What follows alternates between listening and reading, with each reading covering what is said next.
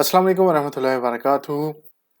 B1 reading test हम कर रहे हैं। आज प्रैक्टिस टेस्ट 3 है सेल्ट B1 का, और इसमें हम जो पार्ट 4 करने लगे हैं वो किस तरह करना है वो मैं आपको बताऊंगा। चैनल को सब्सक्राइब करें, लाइक करें, कोई बात हो पूछने वाली कमेंट कर सकते हैं आप। तो ये एक बात क्लियर कर दूं कि ये वो लोग जो UKVI कर रहे हैं, B1 करना चाह रहे हैं, तो उनके लिए ये आइल्स के अल्टरनेटिव ये वो कर सकते हैं। ये मैं सारी ट्रेनिंग उसी चीज़ की दे रहा हूँ, इसलिए दे रहा हूँ ट्रेनिंग ये पहले कि अगर आप UK जाना चाहते हैं और आइल्स आपको मुश्किल लगता है तो लैंग्वेज सेट कर रहे हैं, अगर ये आपको आसान लगता है तो ये इस तरह से आप कर सकते हैं। लेकिन मेरी ये सजेशन आपको ये है कि इसको ईजी ना लें। अगर आप इसको ईजी लेंगे तो ये आपको फेल करेगा। इसको बड़े ध्यान से, बड़ी मेहनत से इसको समझ के तो फिर आपने करना है, वैसे तुक्के नहीं लगाने, तो इंशाल्लाह फिर आप पास होंगे। अदरवाइज ये इतना आसान नहीं है, टफ मार्किंग होती है। अच्छा, पार्ट 4 में होता है क्या, read the text and answer the question use a maximum of 3 words. इसमें आइल्स की तरह मैक्सिमम 3 वर्ड्स यूज कर सकते हैं आप। एक में आंसर हो सकता है, 2 में, और 3 में मैक्सिमम। ये हमारे पास एक राइटिंग है, द 10 फेमस गोस्ट शिप्स। 10 जो है ना शिप्स जो है ना गोस्ट, मतलब वो डूब गई थी या वो ड्रावनी बन गई थी, जो भी है। वैसे तो गोस्ट बला को कहते हैं, एक जिन वगैरह को, तो वो है, वो शिप्स हैं, उनके बारे में बात है। अब मैंने इसको ना जूम किया हुआ है काफ़ी सारा। मैं अपनी वीडियो को इधर ले आता हूँ, बल्कि यहाँ भी काम नहीं चलेगा, आपको नज़र किस तरह आएगा। इसको चलो मैं नीचे कर देता हूँ। अच्छा, यहाँ जूम इन क्योंकि मैंने किया हुआ है इसको, ये यहाँ ठीक रहेगी, तो ताकि आपको अच्छे तरीके से समझ आ जाए आप, क्योंकि बहुत सारे लोग मोबाइल पे देख रहे होंगे। तो यहाँ से हम पढ़ेंगे, फिर नीचे जाएंगे, इसी तरह पढ़ते पढ़ते। अब हमने पहले इसमें क्वेश्चंस देखने होते हैं। दूसरी तरफ आप देखेंगे तो ये क्वेश्चंस लिखे हुए हैं, ये देखें जी, 8 क्वेश्चंस हो गए। पहला लिखा हुआ है, which continent was the flying Dutchman near when she sank। Which continent was the flying Dutchman near, कौन सा जो कॉन्टिनेंट है वो नज़दीक था। कॉन्टिनेंट आपको पता है कितने हैं, 7 आई थिंक। उनमें अमेरिका, अफ्रीका, और ये हमारा सब कॉन्टिनेंट है, ऑस्ट्रेलिया, और बहुत सारे, जो 7 टोटल करने हैं आपने। तो उनमें से एक आएगा, वो उसकी बात कर रहा है, वो कौन सा है जहाँ ये flying Dutchman near when she sank, वो उस किसके नज़दीक थी। ये उसका नाम है फ्लाइंग डचमैन। जब वो डूबी तो वो किस कॉन्टिनेंट के नज़दीक थी। अब हम यहाँ से पढ़ना शुरू करेंगे। We usually think of the ghost in the old houses, but 10 famous ghost ships tell ghost stories of the sea। कहता है कि हम तो सुनते आए हैं कि घरों में बुलाएं होती थी, जिन होते थे, लेकिन 10 ऐसी भी शिप्स हैं जो स्टोरी बताती हैं, जो डूब गई थी, ये कश्तियाँ, जहाज। The book is beautifully illustrated, not with the photographs but the paintings of the ship. Most of the 10 famous ghost ships will be new to many readers because only the 2 at the beginning of the book are already famous. The Flying Dutchman, यहाँ से answer आएगा क्योंकि उसका नाम है The Flying Dutchman। ये उसका, वो कहाँ डूबी थी? A sailing ship from the Netherlands, जो नेदरलैंड की थी, sank in the 70s of the coast of Africa, but after the sinking it has been sea travelers many times। ये है अफ्रीका, ये कोस्ट ऑफ अफ्रीका, अफ्रीका के किनारे, साहिल के करीब ये डूबी थी नेदरलैंड की। इसका नेदरलैंड आंसर नहीं आएगा, इसका आंसर आएगा अफ्रीका। ये अफ्रीका की थी, तो यहाँ आपने फर्स्ट में अफ्रीका लिखना है, बस इतना ही लिखना है। ये कोस्ट ऑफ अफ्रीका, अगर ज़्यादा आपको मसला आ रहा है कि मेरा शायद ठीक ना हो, वहाँ सिर्फ उन्होंने विच कॉन्टिनेंट बोला है, तो आपने अफ्रीका लिख देना। क्वेश्चन नंबर 2 है, in which month did the Mary Celeste है, ये आप जो भी है सेलिसेट ही पढ़ते हैं हम, स्टार्ट हर जर्नी। ये मैरी सेलिसेट ने कब अपनी जर्नी, किस मंथ में स्टार्ट की थी। तो यहाँ हम उसे पढ़ते आएंगे आगे। But after the sinking it has been seen by sea travellers many times, reliable witnesses are sure they have been the distinctive northern Europe vessel. यहाँ उसको छोड़ें, अब ये पढ़ते हैं हम। The second chapter is about the story of Mary Celeste. अब यहाँ से आंसर आएगा। In December 1872 the ship was found harbour between the USA। दिसंबर एक आंसर आया, लेकिन हम देखते हैं कि वो सवाल क्या था। In which month did the Mary Celeste start her, उसने जर्नी कब स्टार्ट की, और यहाँ दिसंबर में उसने क्या किया। In early December 1872 the ship was found half way. ये दिसंबर 1872 को मिली थी हाफ में, लेकिन हमारा सवाल ये है कि उसने सफर कब स्टार्ट किया था। Between the USA where her voyage began a month earlier, ये आंसर है। अब मंथ अर्लियर वहां जवाब नहीं लिखना। दिसंबर से एक महीना पहले कौन सा मंथ होता है, वो होता है नवंबर। तो हम यहाँ नवंबर, ये देखे कितना बड़ा इन्होंने ट्रिक इस्तेमाल किया कि बंदा परेशान हो जाए कि यहाँ तो जवाब आए ही नहीं, है ही नहीं, तो जवाब क्या होगा। तो जवाब ये है कि नवंबर में, तो इसका हम आंसर लिखेंगे नवंबर। ठीक है, या नवंबर नहीं है तो 11 भी लिख सकते हैं कि 11वें महीने में, लेकिन बेहतर है कि नवंबर आप लिखें। अगला सवाल देखेंगे हम। How many people all together set off on the Mary Celeste's voyage, कितने लोग इकट्ठे जो हैं वो गए थे, उस पर सफर कर रहे थे। मैरी सेलिसेट जो थी शिप, उस पर कितने बंदे गए थे। यहाँ से हम आगे बढ़ेंगे। And Italy nobody was on board, there was food and drink on the table, but the captain and the 10 other people who sailed on the Mary set has vanished. यहाँ आंसर आया, ये भी answer उन्होंने सीधा नहीं दिया आपको, लिखा है कैप्टन एंड 10 अदर पीपल, यानी कि एक कैप्टन था और 10 और बंदे थे, तो कितने हो गए 11। तो हम लिखेंगे 11 पीपल। यहाँ जो सवाल है वो है how many people all together set off on the Mary, तो हम सिर्फ 11 पीपल, 3 वर्ड्स का, ये ना आप पूरा लिखेंगे 11 people set off the journey, ये काम नहीं करना, सिर्फ 11 पीपल लिखेंगे। Question number 4, which chapter tell the story of the lady Lovey Bond, ये लवी बॉन्ड जो है, लेडी लवी बॉन्ड, ये भी शिप का नाम है, तो कौन सा चैप्टर हमें उसकी स्टोरी बताता है, यहाँ से हम उसका आंसर ढूंढेंगे। The next chapter is that of the lady Lovibond, not just a ghost story but a tragic love story. I won't tell you how it ends here, but you should read it yourself if you want to actually see the ghost of the Lady Lovibond. Legend says that she has sailed off the coast of England twice every 100 years, starting on the 5th anniversary of the day she sank in the 18th century.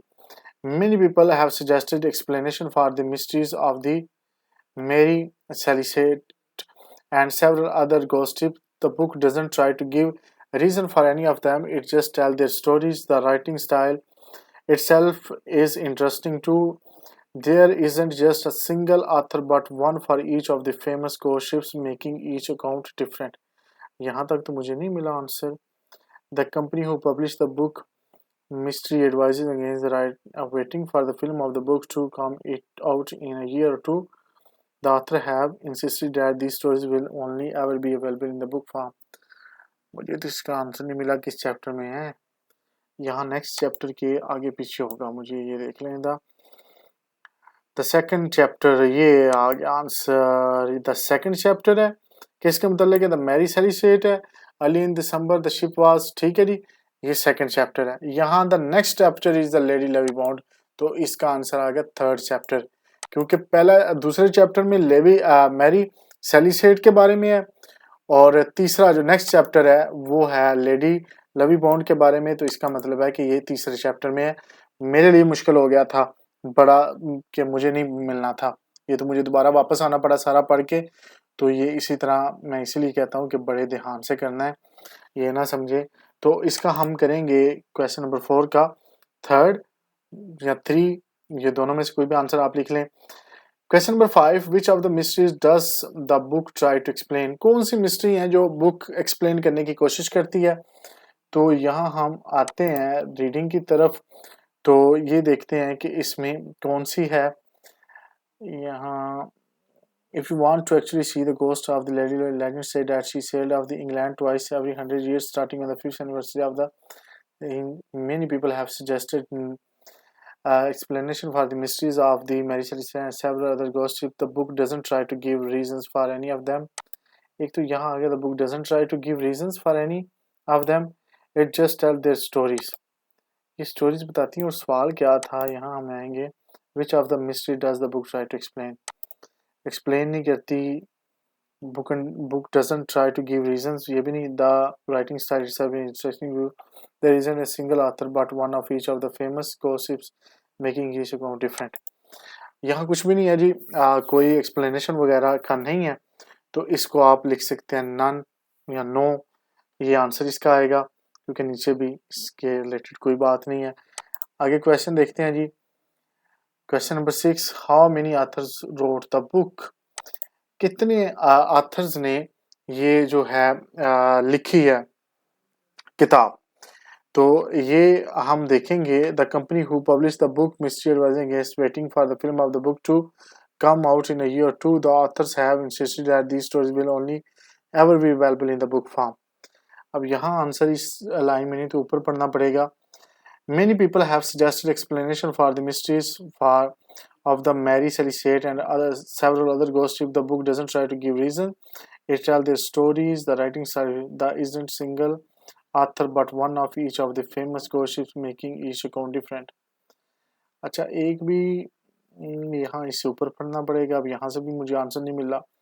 The next chapter is that of the Lady Levyborn, not just a ghost story, but a tragic love story. I won't tell you how it ends here, but you should read it yourself if you want to actually see the ghost of the Lady Levyborn. Legends say that she has sailed off the coast of England twice every 100 years, starting on the 5th anniversary of the day she sank in the 18th century.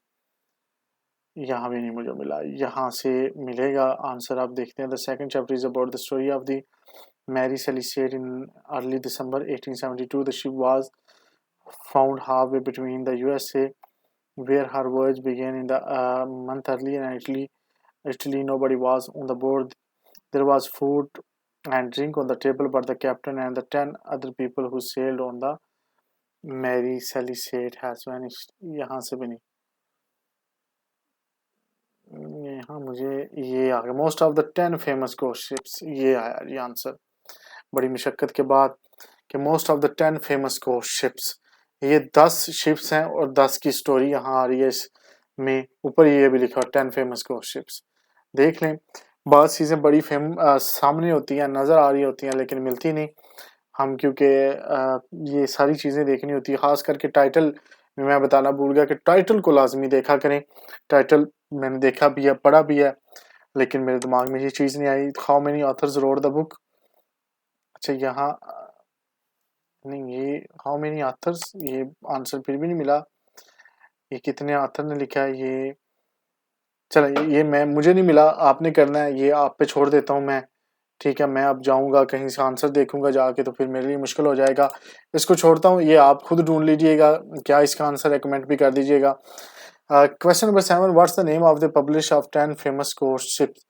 अच्छा उसका publisher, what's the name of the publisher, publisher का नाम क्या है जिसने ये लिखी है द फेमस घोस्ट शिप्स?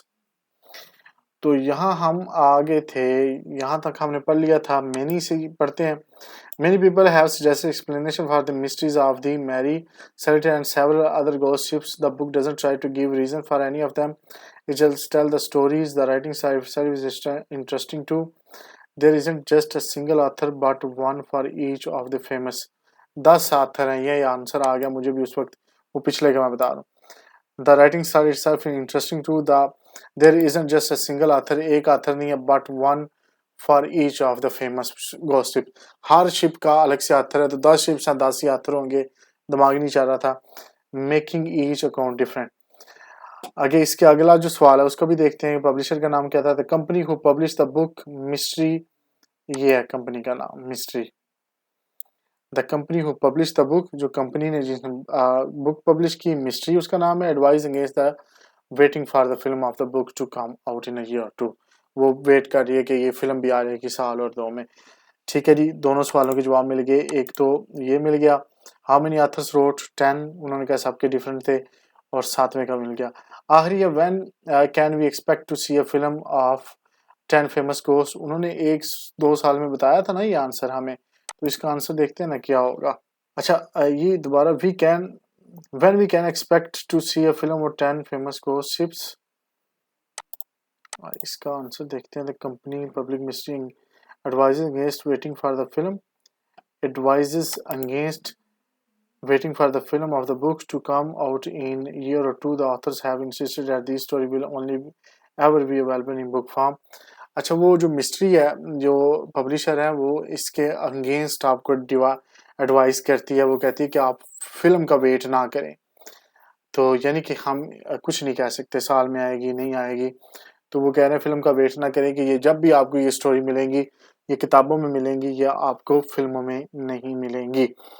तो ये इसका आंसर आएगा कि वी कैन नॉट टेल, या इसका वी कैन नॉट प्रेडिक्ट, इस तरह का आंसर आप लिखेंगे कि हम नहीं बता सकते। उसके मुताबिक ही सवाल देखेंगे, उसके मुताबिक आंसर देंगे।